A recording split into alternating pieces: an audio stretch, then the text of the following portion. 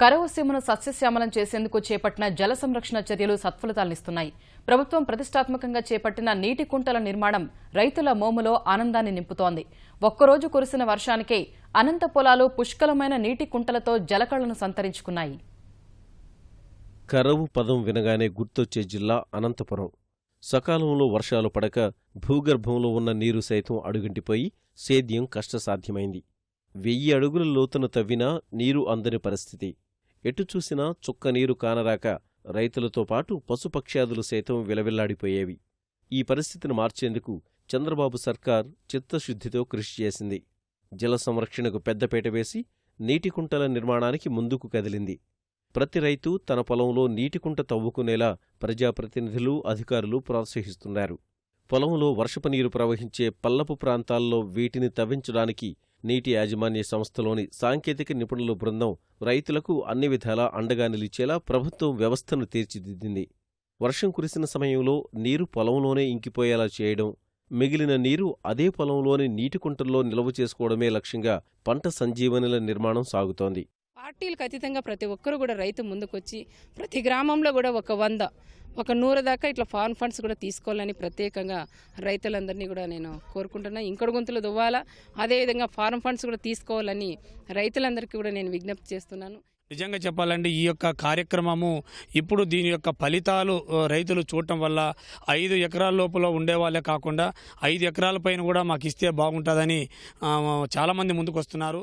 నీటికుంటల నిర్మాణానికి మొత్తం వ్యయాన్ని డ్వామా భరిస్తుంది. జిల్లాలో కరువు పారద్రోలాలని ఇప్పటికే పిలుపునిచ్చిన సీఎం దీనిని విస్తృతంగా చేపట్టాలని ఆదేశించారు. ఇందులో భాగంగానే పంట సంజీవన కార్యక్రమాన్ని ఉవ్వెత్తున నిర్వహిస్తున్నారు. జిల్లాలో 1,00,000 నీటికుంటలు నిర్మించాలని జిల్లా కలెక్టర్ అధికారుల్ని ఆదేశించారు. రైతుల్ని ఆ దిశగా ప్రోత్సహించి ఇప్పటివరకు 27,000 నీటికుంటలు నిర్మించారు. 3 రోజుల క్రితం జిల్లాలో కురిసిన భారీ వర్షానికి నీటికుంటల్లోకి నీరు చేరింది. ఒక్కరోజు కురిసిన వర్షానికే పొలాల్లోని నీటికుంటలు కలకలలాడడం చూసి మిగిలిన రైతులు సైతం తమ పొలాల్లో పంట సంజీవని ఏర్పాటు చేసుకునేందుకు ముందుకొస్తున్నారు. నేను తవ్వించినట్టు ఇంత భూమి పోతుంది వేస్ట్ అనుకున్నా సార్. ఈరోజు చూస్తే ప్రతి ఒక్క రైతు ఈ పానపంట తీసుకుంటే గ్రౌండ్ లెవెల్ పెరుగుతుంది, బోర్లు కూడా రీఛార్జ్ అవుతాయి. వితిన్ అవర్స్లో ఇంత వాటర్ గ్రౌండ్ లెవెల్ పెరిగింది సార్. ఏదో మంచి చేయడానికి మనం ఇప్పుడు నీళ్ళు వచ్చిన తర్వాత గుంత నిండినాక మంచి పని చేసినారు. బోర్లకు తను ఎక్కుతుంది. అన్నయ్య మంచి పని, శనక్కాయ, టమాటా అంతా పర్వాలేదు. ఏదో దేవుని దైవ అక్కయ్య అన్నయ్య చేసిన పని బాగా ఉపయోగపడుతుంది. 12 సంవత్సరాల నుంచి ఎప్పుడు మేము నీళ్లు ఇంత గుంతల్లో ఉండేది కానీ చూసిండేది ఎప్పుడు చూడలేము.